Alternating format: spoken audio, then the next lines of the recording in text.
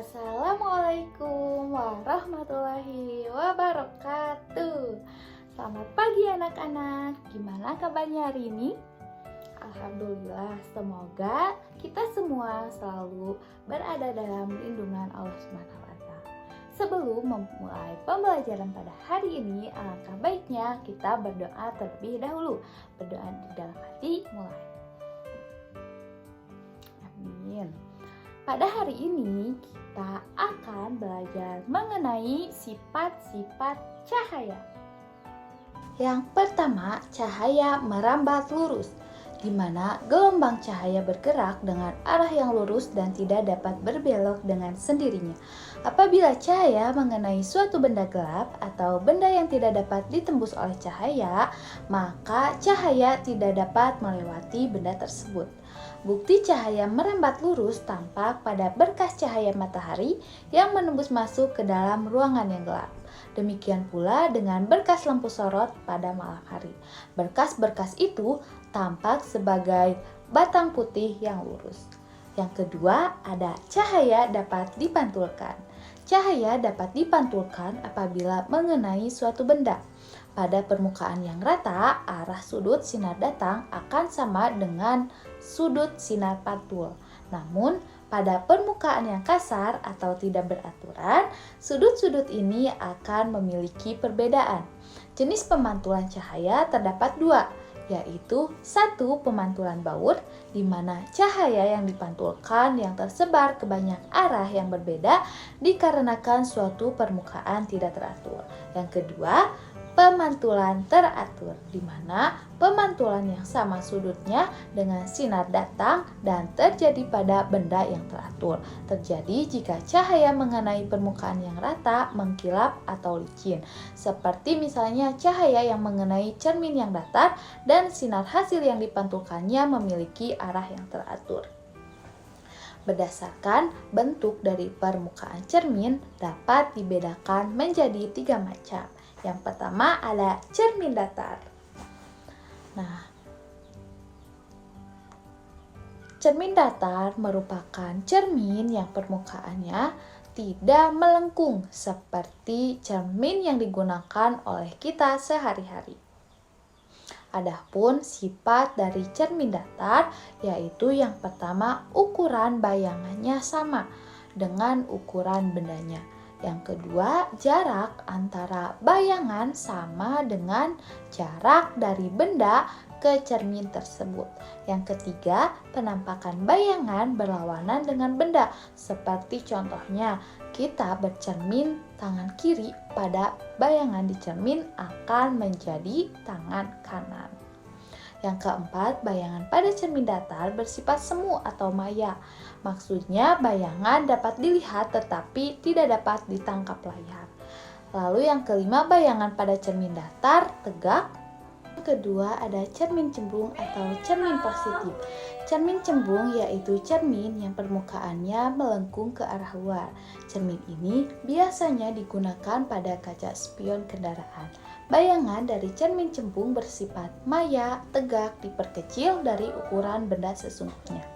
Yang ketiga, selanjutnya ada cermin cekung atau cermin negatif. Cermin cekung yaitu cermin yang permukaannya melengkung ke arah bagian dalam.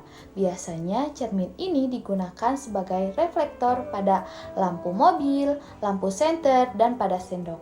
Adapun sifat dari cermin cekung, yang pertama, bayangan benda pada cermin bersifat tegak, diperbesar, dan juga maya.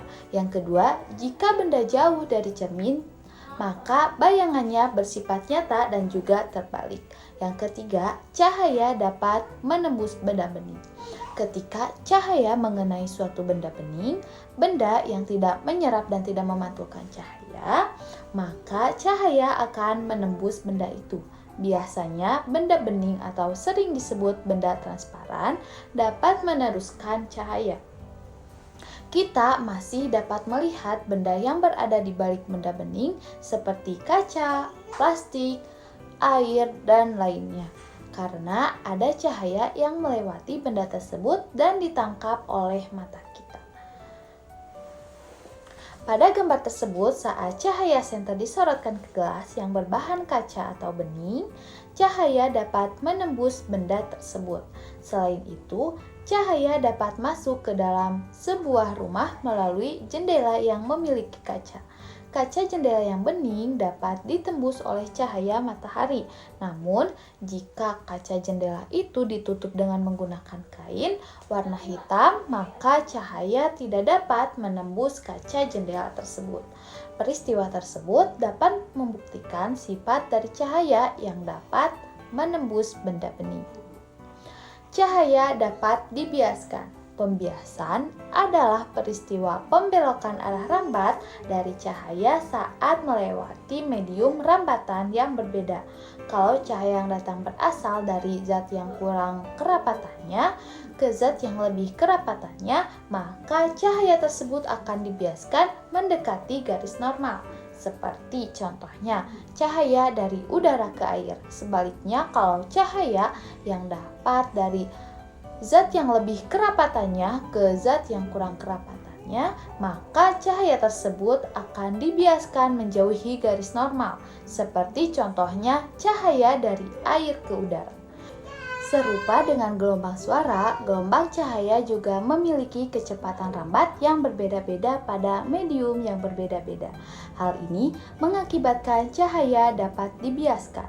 Contoh, pembiasan cahaya pensil yang dimasukkan ke air yang ada dalam gelas, maka pensil tersebut akan terlihat bengkok dan dasar kolam yang terlihat lebih dangkal daripada kedalaman yang sebenarnya. Selain itu, contoh lainnya yaitu ketika kita melihat sebagian sendok yang tenggelam di dalam air. Jika dilihat dari atas, sendok nampak seperti patah. Hal ini diakibatkan dari kecepatan rambat gelombang cahaya di dalam air lebih lambat dibandingkan cepat rambat gelombang cahaya di udara. Yang kelima ada cahaya dapat diuraikan. Cahaya polikromatik adalah cahaya yang tersusun atas beberapa komponen warna. Cahaya putih seperti cahaya matahari termasuk jenis cahaya polikromatik. Cahaya putih tersusun atas spektrum cahaya yang berwarna merah, jingga, kuning, hijau, biru, nila, dan juga ungu. Spektrum warna yang tidak bisa diuraikan lagi disebut dengan cahaya monokromatik.